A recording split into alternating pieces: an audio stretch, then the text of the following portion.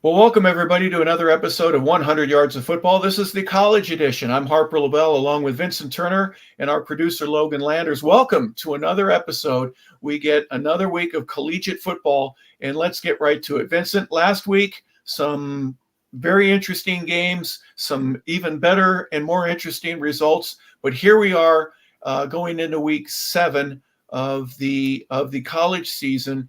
And first of all, give me your perspective on what we've seen so far, and then we'll get into the games going on this week. As I told you last week, and how y'all doing out there, our college fans here at 100 Yards Football? We came up with a slogan. Now we're going into the middle of October, and what did I say last week, Harper? Pretenders. What's her name, the lead singer? Chrissy Hines, the Pretenders. Okay. Last week we came from Pretender Week 1. Now we're in Pretender Week 2. Some great games on the slate this week. Of course, Georgia and Texas, Notre Dame, Georgia Tech, Alabama, Tennessee. If you're a college football fan, man, this is the time for you to be like a kid in the cookie jar. Back to you, Harper. Yeah, it's an interesting week because we have Tuesday games this week, Wednesday as well. But our Tuesday week starts with Middle Tennessee State. They end up going to Kennesaw. They'll be taking on the Owls. That'll be the first game. Each team has had a couple of days extra to prepare for this. They didn't play on Saturday, of course. They played last week, and then they'll play again next week after that. But Vincent, are you a fan? Do you like the Tuesday, Wednesday, Thursday games? I don't have no problem. I think it's excellent. I think it's more football. If you're a football fan, you love it. And then it's really nothing to do on Tuesday. But, yes, I like it a lot. And I'm hoping this week that Kennesaw State and Brian Bohannon, I hope y'all get y'all first win this year. Yeah, let's start turning it around, Kennesaw. Anyways, Tuesday, and then again, Wednesday, there'll be a couple of games. And then Thursday, there's a game where I'll be up in Huntington, West Virginia. Georgia State is going to be playing Marshall. And I love the fact that you give some exposure to the Sun Belt. Every now and then you give it to the Mountain West. You're going to give it to the American Athletic. These different conferences get a chance to shine. Hey, y'all on national TV. You got to look at it like that. How about that? Georgia State going to be on, I want to say they're going to be on the Kizza. And then you're looking at two coaches. Dale McGee is trying to build Georgia State. You had a tough loss last week against Old Dominion. And then Marshall blew a lead against Georgia Southern last week. But I like the head coach, Charles Huff. Used to be the running back coach over there at the University of Alabama. But both schools, y'all going to be on national television, man. Y'all going to be stars on Thursday night. Yep, get a chance to shine in the big lights. So Georgia State at Marshall, that's 7 o'clock on ESPN2. All right, now this Saturday, we would normally have the Georgia Bulldogs and Texas be a part of the Super 7, but because it's a local game, we're just going to talk about it right here, right now. Vincent, this is a game that if you already circled on your calendar the Alabama game, if you're a Georgia fan, you also want to make sure there's plenty of ink left in the pen so that you could circle the Texas game there in Austin. What's really amazing to me, and I'm listening to all the pundits across the nation, is that everybody's really drinking Texas water. And I'm looking at Texas' schedule. I'm looking at the teams they played that's not really had good offenses and not really good quarterbacks at the position. And what's going to happen on Saturday night? We're going to see Texas get tested because I'm going to stay pat on my comment here today. And throughout the season here at 100 Yards Football, I still think the University of Georgia is the best football team in the country. Some weeks they haven't played up to that. Some weeks they have. I know everybody's going to go back on the Alabama loss. But when I say this, it's going to be the eyes of Texas, go horns. I really want to see Steve Sarkisian. Y'all been talking about y'all the best team in the country. Y'all been talking about y'all going to be the team that's going to take over the SEC. On Saturday night, truth is going to come to the light. I'm still going to ride them dogs. Well, you rode the dogs even though they had a very poor first half against Alabama. But the second half, my goodness, could you have asked for anything better? With the exception of that touchdown late in the game, Georgia did everything that they needed to take on what eventually would be, with that win, the number one team in the country. They get a chance to go against the number one team in the country again here on Saturday. And Logan, I know you've got something that you want to say regarding the Georgia-Texas matchup here on Saturday. Harper, I couldn't not talk about this game. This is the game that everyone has circled on their calendars this upcoming Saturday night. It's going to be a late start, 7:30, but it is prime time. Everyone's going to be excited for this one. When you look at Georgia, they had the good win last week over Mississippi State. Like you said, wasn't maybe as dominant as you'd like to see, giving up 31 points to an unranked Bulldogs team. However, Carson Beck put on a show, putting up over 450-plus yards and really helping out that offense. Now, as for Texas, we know that the Red River Shootout was not up to the standards, we'll say, of years past. Very much a blowout, much to the light of all the Texas fans out there.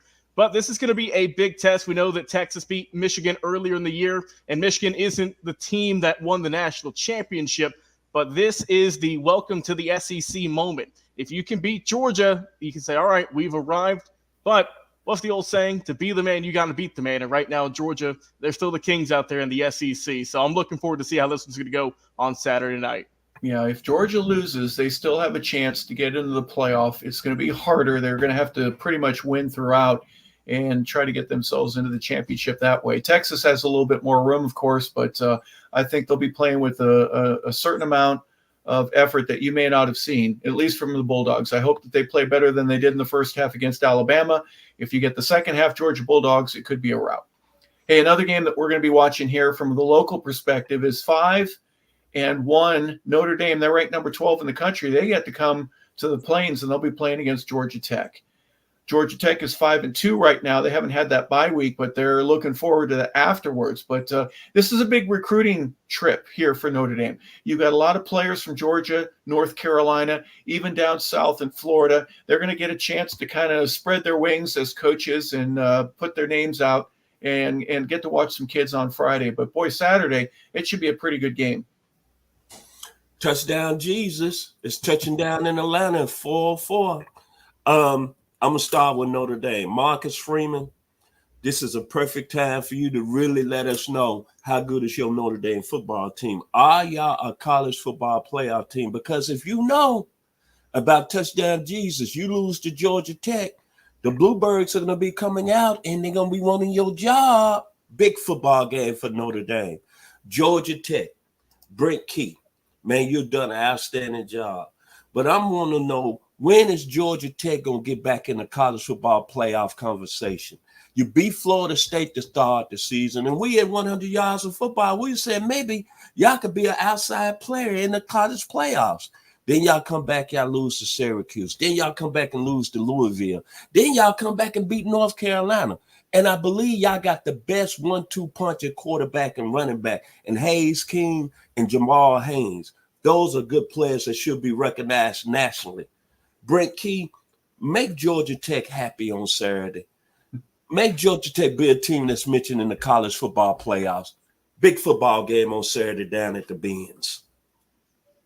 Yeah, you mentioned it, Vincent. This is going to be a big game. For those who see just Georgia Tech, everyone thinks, oh, they're the little brother of the Georgia. They never got nothing going on there. Since Paul Johnson left back in the 2000s, they haven't really done much of anything, right?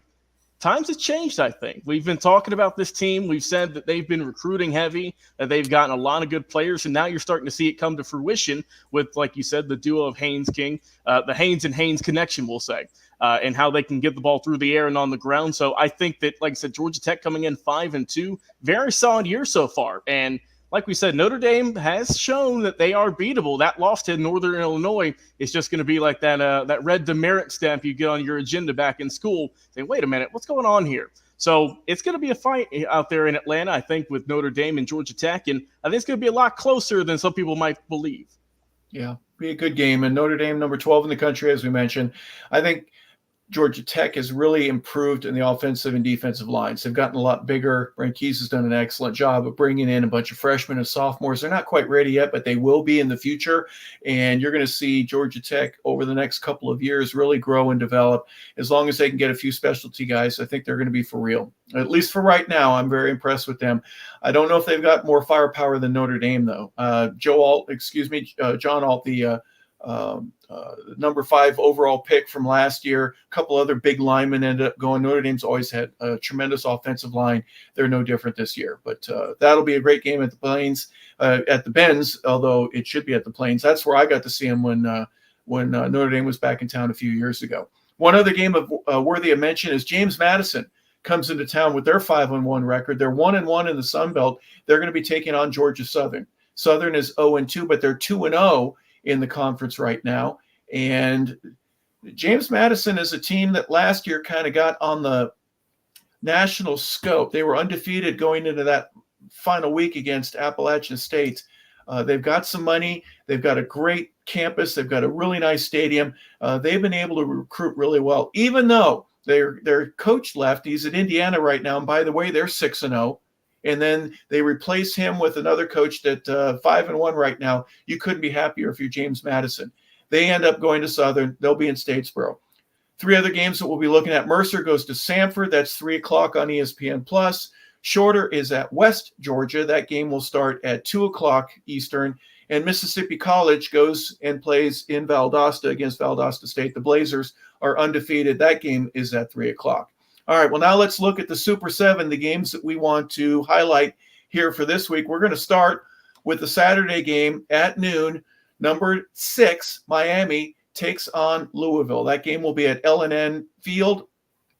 And I'm really excited to talk about what I think will be a hazardous appearance for Miami. I know that they played some good teams, but Florida in week number 1, but now they're going to go against a Louisville team that I think is going to be amped and ready to go. Vincent, your thoughts about this one? I love you, Harper. You just said what I was thinking. Miami, the last 2 weeks, they were on the ropes against, I think, California last Saturday and Virginia Tech the week before. It took a call for them to win the Virginia Tech game. Cam Ward, he's been playing pretty well over the last 4 weeks, but I saw last week against California, he started really trying to really press it. Because remember, Miami was down, I believe, like 17 points in that game. Louisville, I had picked y'all as one of my college football teams in the preseason, one of my underdogs. Jeff Brom and the quarterback Tyler Shaw, it's y'all opportunity to get back on the national level. Yeah, Tyler's had some amazing games this season. 14 touchdowns, 3 interceptions. He has 1,647 yards right now. Isaac Brown is impressive to me. He's wearing number 25 for Louisville. 59 carries, 508 yards. He's averaging 8.6 yards a carry. Just keep giving him the ball. He has 3 touchdowns. Here's what impresses me about Miami. We're not disavowing them in any way, shape, or form. You mentioned Cam. He's got 20 touchdowns, and he has 5 interceptions.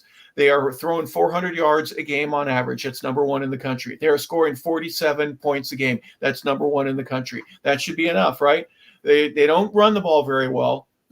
Comparatively, they get about 183 yards on the ground, and their defense gives up an average of about 18 points a game. They're in about the top 25, but Miami is a very good team. They're ranked number 6 for a reason, but I expect it to be a lot closer when they go to Louisville at noon. Another big game, Nebraska goes to Indiana. How about this? Who would have thought that Indiana would be ranked number 16 at this point in the year, Vincent? Man, you're looking at Indiana ranked 16th in the country. Who would ever thought in college football? When I think about Indiana, it's always basketball. Bobby Knight, Ken Benson, Scott May, Steve Alford. Football team ranked 16th. They're a pretty good football team. I like their quarterback, Curtis Rourke, one of the most unsung heroes in college football. Nebraska. Hey, man, Dallin Raiola, you said you want to get that Nebraska program back. Where's your time? Tommy Frazier is watching you. Jerry Taggy is watching you. Turner Gill is watching you. This is a huge football game in the Big Ten on Saturday. Back to you, Mr. Harper. Yeah, Curtis Rourke, how about this? His 91.9 quarterback rating, number 2 in the country. 14 touchdowns, 2 interceptions. He's completing 73% of his passes. This guy can bring it now. He's the real deal. Justin Ellison is their leading rusher. He's averaging 6.4 yards per carry, and he's got 6 touchdowns. I mentioned just a moment ago, Miami is scoring a little bit more than 47 points. They're number 1 in the country. Guess who's also right there with them? Number 2 in the country is Indiana. They're averaging 47 points a ball game, and their defense is only averaging 14 points a ball game. That's number 11 in the country. Indiana at home. Dylan Raiola, how about him? Freshman from Buford, Georgia. He's got 9 touchdowns, 3 interceptions. They're averaging 28 points a game, which is in the middle of the pack right there. But their defense, they only give up 11. They're in the top 10 in terms of what they've been able to do. So this should be a very, very good football game. I still like Indiana, but I think Nebraska is going to do some things. They're making some noise, and they're bringing that program back around to where they were in their glory days. All right, number 3, Virginia goes to number 10. Number 3 game for us is Virginia going to number 10 Clemson. Where has Clemson come from? That loss to Georgia, everybody, oh, they're done. No, they haven't lost since. They've turned it around there at Clemson. The mentor going to meet the master. Remember, Tony Elliott was the offensive coordinator under Dabo Swinney when they was winning national championships. Clemson. I'm going to tell you today, man, I'm happy for Dabo Swinney. I got respect for Dabo Swinney. After they got blown out in that first game against Georgia, what was everybody saying? He should go in the transfer portal. He should do it this way. Dabo, I think he might be out at Clemson. I got to give credit to the Dabo man. I love that name, Dabo Swinney. Clemson has just went on about their business, and they've been very impressive. And Cade Klubnik, the young man from Austin, Texas, their quarterback, even though we've been talking about Shedeur Sanders and Cam Ward and Arch Manning, he's been taking his business very quietly. And as you said, Harper, the Clemson Tigers are a very dangerous football team. Kudos to Dabo Swinney and the Clemson Tigers, man. I like what they're done. They won 5 in a row. One of the hottest teams in college football. Yeah, they got right back after it. And I don't think they're going to lose any more games this season. I could be wrong, but I think that they've turned everything around. They got their butt whooped, and they've made the corrections that they need to. You mentioned Klubnik. His 88 quarterback rating, by the way, that's number 5 in the country. 17 touchdowns, only 2 interceptions.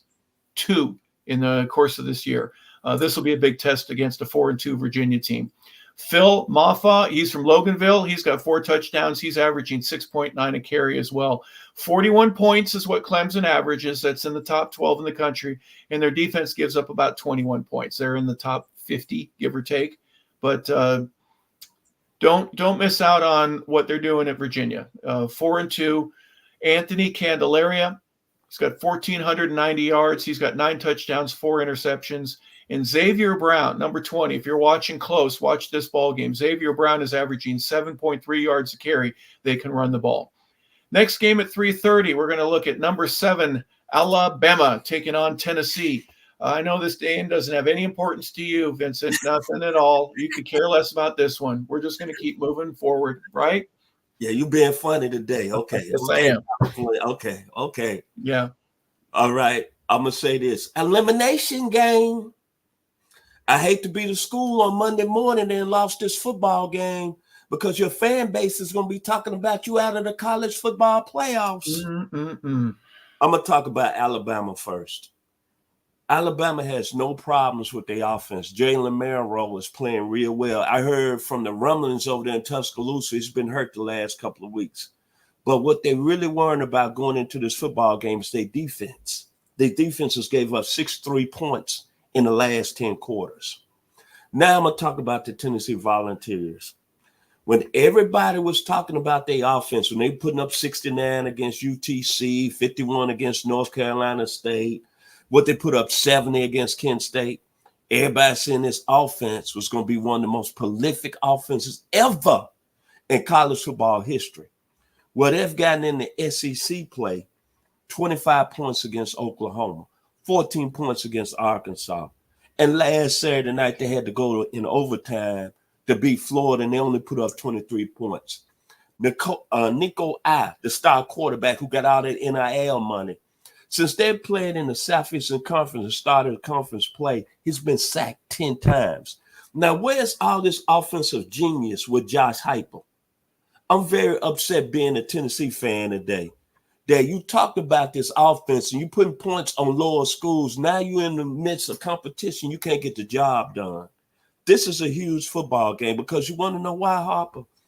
You brought up this game don't mean nothing to me. It does, because back when I was a little boy, I used to cry my eyes out when Bear Bryant used to come to Knoxville and beat Tennessee. I used to cry my eyes out when Johnny Majors used to lose games to Alabama. So, yes, I'm a Tennessee fan. My nephew graduated from there in 2006. I have ties there. I'm very close to Bruce Wilkinson. I was married to his first cousin back in the day. And of course, 4 guys out of my area, South Memphis, played at Tennessee. So this is a very serious football game for the University of Tennessee. And I know, I guess Chris Goforth was on our show last week, another Tennessee guy up there in a great part of Eastern Tennessee.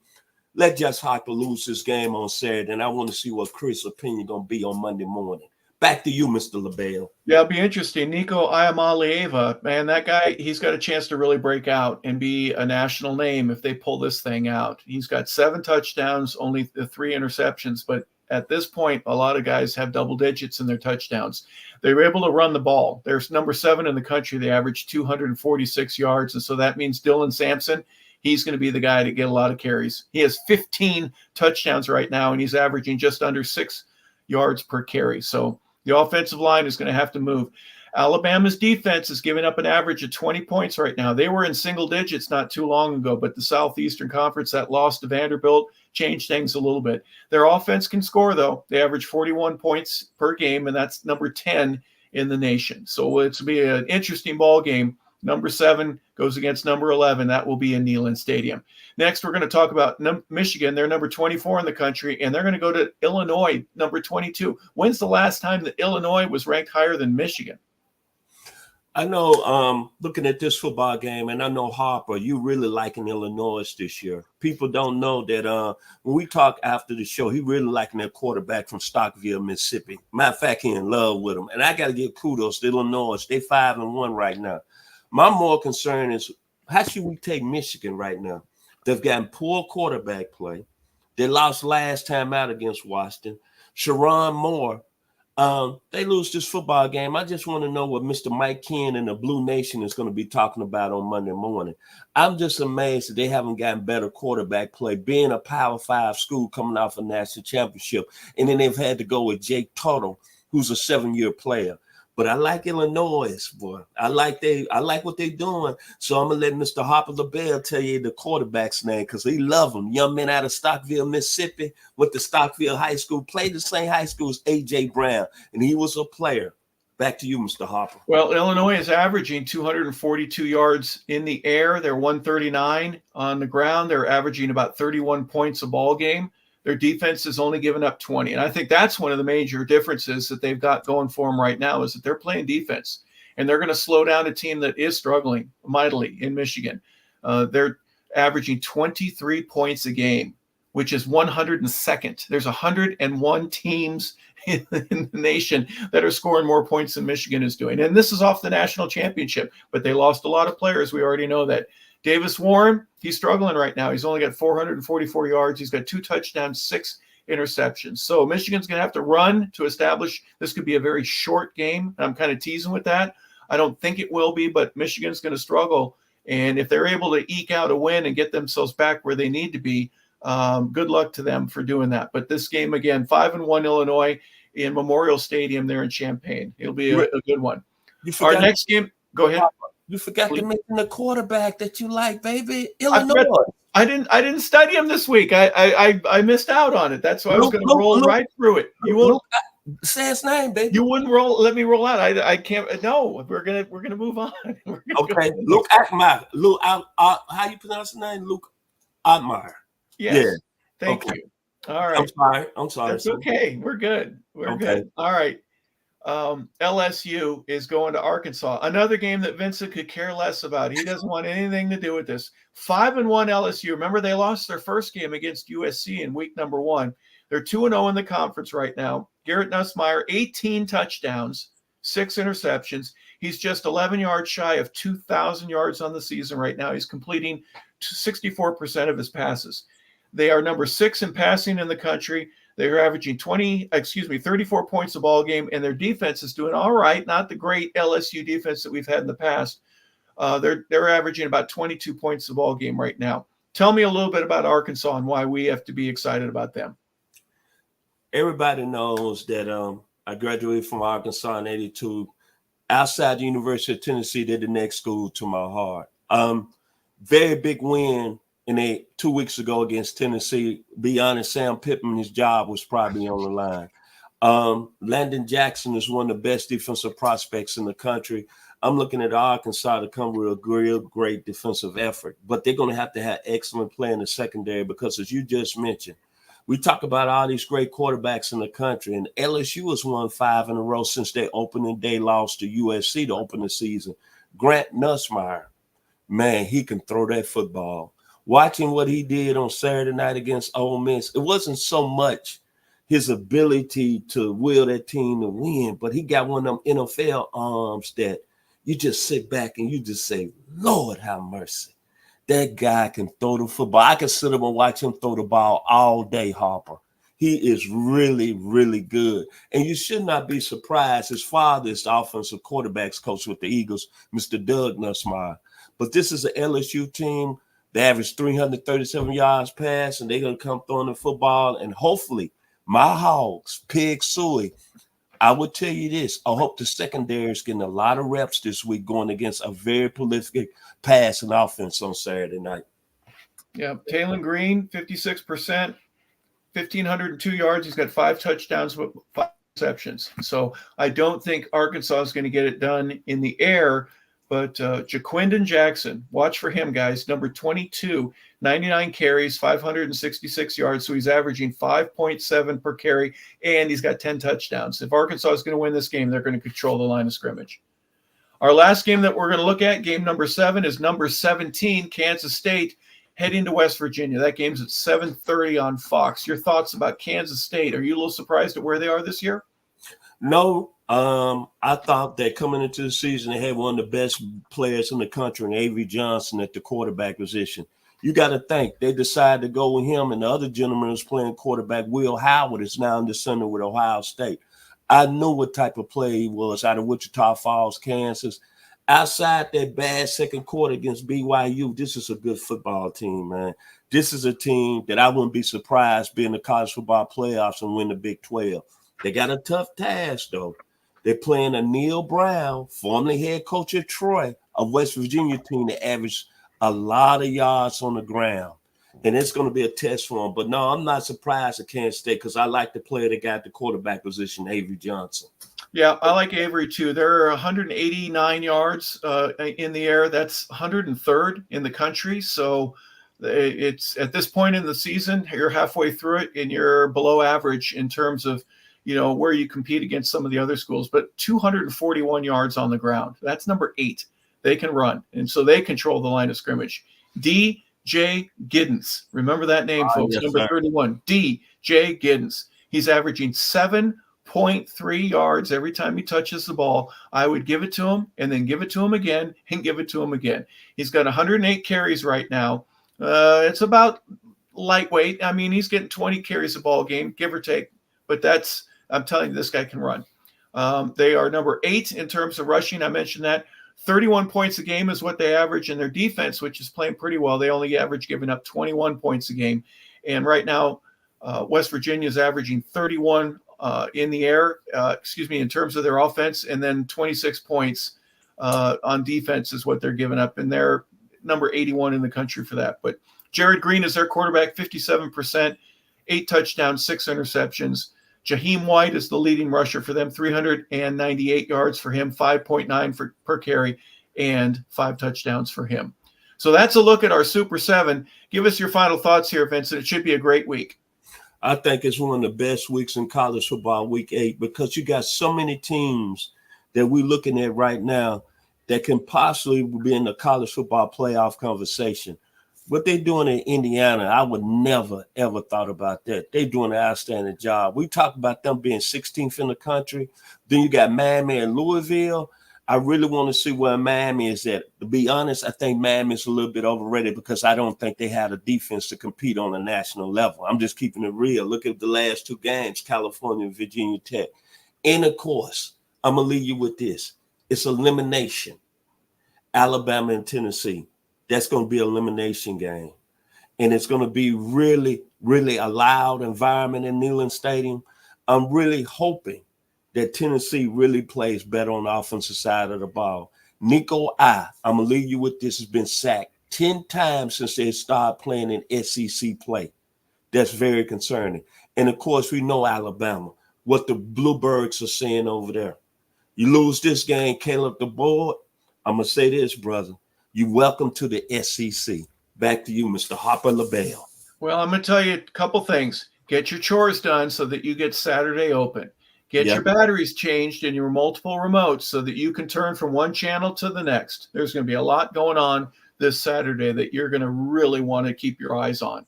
And we didn't mention it, but at the beginning of the show, other than that, Georgia, Texas, do I need to say anything more? We hope you have a fantastic week, everybody. Thank you for tuning in to 100 Yards of Football. He's Vincent Turner. Our producer is Logan Landers. I'm Harper LeBel. Have a great one, guys. We really appreciate you tuning in to another episode of College Football Weekly here on 100 Yards of Football.